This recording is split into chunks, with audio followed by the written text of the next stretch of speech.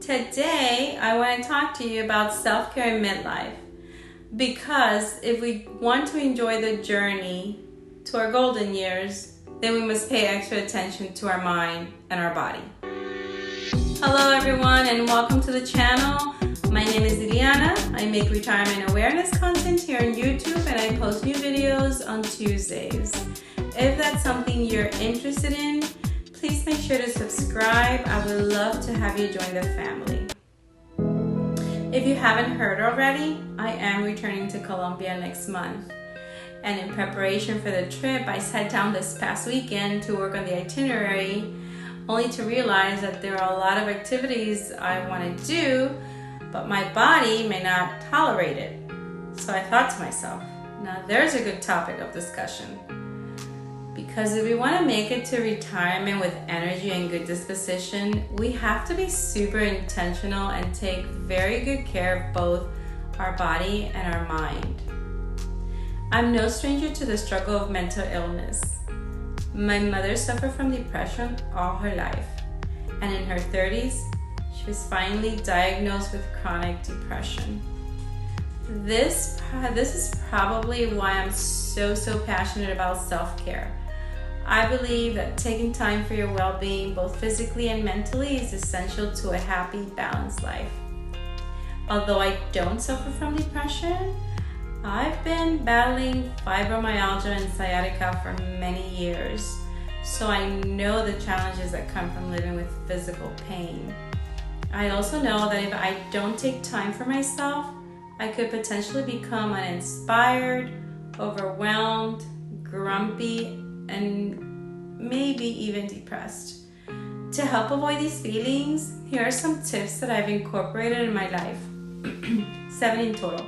Tip number 1, create a daily physical activity routine.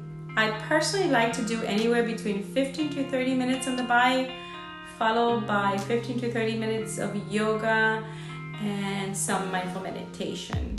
I do like to do it in the morning because it helps me start my day in a good and a positive state of mind. Number 2, eat well and hydrate. Water for me is my best friend. I keep it handy and I never leave the house without it.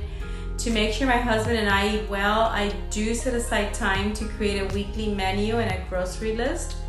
Tip number 3, I would say get enough sleep. For me, this is a priority, and I no longer have kids in the house, so there's really no excuse. Tip number 4, stay connected. I don't mean through social media, although this is social media. I would say push yourself to get out there and network. I am an introvert, believe it or not, I am. But I am determined to have an awesome life in retirement, and that's why I push myself. Tip number 5, do what you enjoy. This is your life. Don't say yes for the sake of making others happy. Instead, focus on doing what you enjoy the most.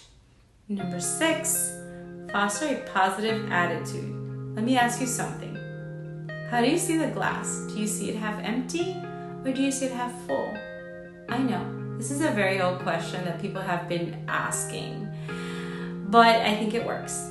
Tell me, how do you see it? If you answered half empty, that means you're a pessimist.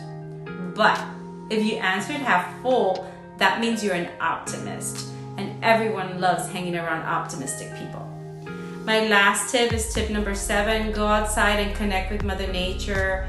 This one's also hard for me because I am a homebody. I like to be home, but I would say push yourself as well.